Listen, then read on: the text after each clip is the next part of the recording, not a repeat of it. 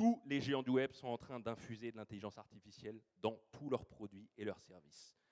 Vous avez peut-être vu que Google vous permet de retrouver vos photos en fonction de ce qu'il y a dessus. Photos, vous avez une écharpe rouge, vous faites des selfies. Il vous permet de préparer les réponses à vos emails à votre place, de manière très succincte, mais c'est que le début.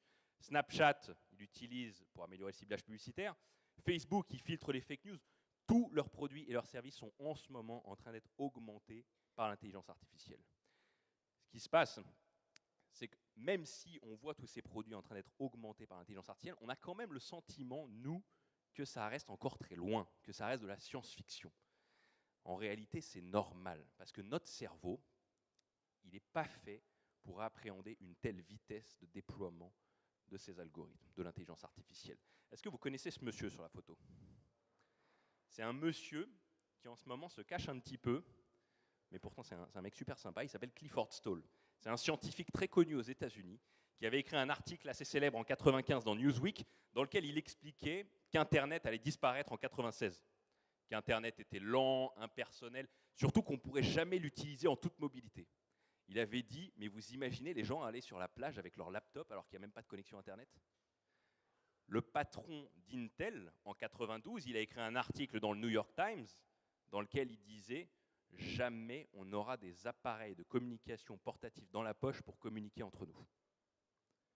Ces gens-là se trompent à chaque fois parce qu'ils ne voient pas la vitesse de déploiement de toutes ces nouvelles technologies. En fait, notre cerveau, il est biaisé. Il fonctionne en mode linéaire. En fait, il a été façonné selon l'évolution pour imaginer l'avenir proche parce que notre environnement n'a jamais évolué aussi vite. Alors qu'en fait, ce qu'on est en train de vivre en ce moment avec l'intelligence artificielle, c'est exactement la même chose qu'avec l'électricité au début du XXe siècle.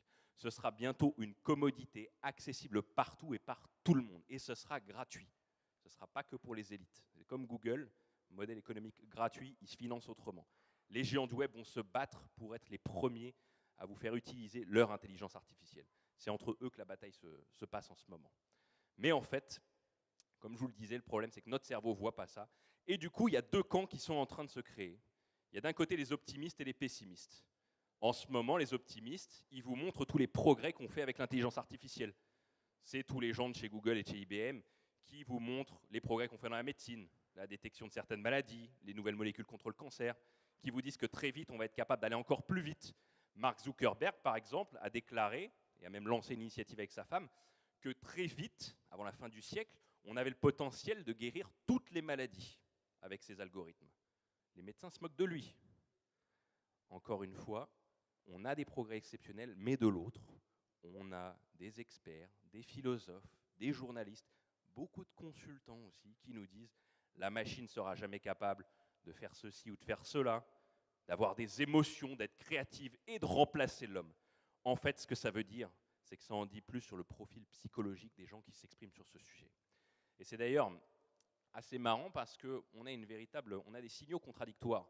Lorsque vous écoutez des gens qui travaillent chez les GAFA sur ces sujets-là, ils sont plutôt rassurants. Ils vous disent que ça va améliorer le business, que ça va sauver des vies, qu'on va faire énormément de choses, que ça ne va pas détruire d'emplois. Quand vous regardez des chercheurs qui, eux, travaillent dans les universités publiques, ils vous disent « Ah, mais ça fait 40 ans qu'on sait faire ces trucs-là, Google n'a rien inventé ». Alors qu'en off, croyez-moi, ils rêveraient de se faire embaucher par Google, parce qu'il y a un marché de la recherche sur ces sujets-là.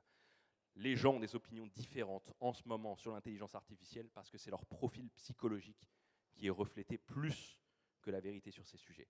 Mais ce qui est fascinant, c'est de regarder à chaque fois dans le passé, dans la presse, et de voir à quel point on s'est trompé en faisant ces prédictions. À chaque fois qu'on a dit qu'on n'arriverait pas à déployer une technologie pour faire tout ce qu'on fait aujourd'hui, on s'est trompé, à chaque fois. Il n'y a que sur les voitures volantes où on a dit que ce serait l'an 2000, finalement, c'est plutôt cette année que ça arrive. Vous avez peut-être remarqué aussi que le gros buzz de l'intelligence artificielle en ce moment, il vient surtout des startups. Je vous ai mis une courbe pour vous montrer à quel point le mot intelligence artificielle est utilisé en ce moment comme un buzzword absolument partout. Ça, c'est pas normal statistiquement. C'est-à-dire qu'il y en a qui trichent. Ce qui se passe en ce moment, c'est que c'est tellement en vogue, ces algorithmes d'intelligence artificielle développés par les GAFA, que c'est tentant pour les startups de dire que finalement le produit qu'elles utilisent, qui est certainement très très bien, utilise aussi de l'intelligence artificielle pour faire ce qu'il fait de manière aussi magique. En réalité, quasiment aucune start-up aujourd'hui ne fait d'intelligence artificielle. C'est un peu comme les les boîtes de spaghettis en magasin, si vous voulez. Il y a une belle photo de viande sur l'emballage, mais quand vous regardez les ingrédients, vous avez peut-être que 0,001% de vraie viande à l'intérieur. Le problème, c'est que ces startups, elles n'ont pas le choix de dire qu'elles font de l'intelligence artificielle.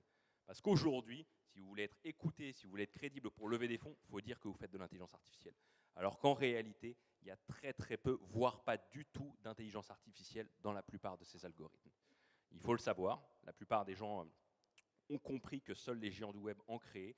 Jeff Bezos, le patron d'Amazon, a même déclaré que dans les prochaines versions d'AWS, il y aurait tous ces modules de deep learning et de reinforcement learning pour que tout le monde puisse développer des usages sur l'intelligence artificielle avec les derniers algorithmes. Le problème en ce moment, c'est qu'il y a plein de startups qui essaient de réinventer la roue avec l'intelligence artificielle. En fait, elles redéveloppent des algorithmes qui sont déjà là, alors qu'elles pourraient utiliser ceux qui sont déjà tout prêts en ligne. Le problème, c'est qu'elles n'ont pas les données, pas les capacités de calcul, ni la créativité dans ces algorithmes. Uber, qu'est-ce qu'il a fait? Uber, ce qui a fait son succès, c'est pas d'avoir cartographié toutes les routes de la planète, c'est simplement d'utiliser Google Maps, avec toutes les routes qui étaient déjà cartographiées, pour bâtir son service par-dessus. Il va falloir faire la même chose avec l'intelligence artificielle. Ces blocs d'algorithmes vont être disponibles dans le cloud auprès des géants du web, et ce sera aux startups et aux entreprises de se réinventer, de réinventer leurs usages avec ces algorithmes qui seront directement disponibles. On a un autre gros problème en ce moment en matière d'intelligence artificielle, dont très peu de gens parlent, c'est le business. Parce qu'aujourd'hui, quand vous écoutez les entreprises sur l'intelligence artificielle, elles sont tous en train de chercher des cas d'usage. Elles veulent toutes des use cases, des cas d'application, etc. D'ailleurs, ça pose un gros problème, c'est que quand vous avez des patrons qui vous appellent, qui appellent des cabinets de conseil et qui demandent des cas d'usage, vous vous demandez pourquoi ils sont là. Parce que c'est à eux de savoir ce qu'ils veulent faire dans leur business. Le problème, c'est qu'en raisonnant comme ça, à chercher des cas d'usage, c'est-à-dire à vouloir améliorer son business, à vouloir faire mieux avec l'intelligence artificielle, les entreprises sont en train de se tromper. Elles raisonnent comme Kodak lorsque le digital est arrivé. Vous connaissez tous l'histoire de Kodak, hein, quand le digital est arrivé, qu'ils avaient inventé. Ils se sont dit, comment est-ce qu'on peut mieux faire notre business, qui est d'imprimer des photos, avec l'appareil numérique? Ils n'ont pas compris que l'appareil numérique rendait totalement obsolète leur business. Sauf que, et c'est ça que les gens ne disent pas assez, au moment où ils ont eu cette réflexion, ils ont cherché des use cases aussi. Ils ont cherché des cas d'application. Qu'est-ce que c'était le cas d'application de Kodak lorsque l'appareil numérique est arrivé?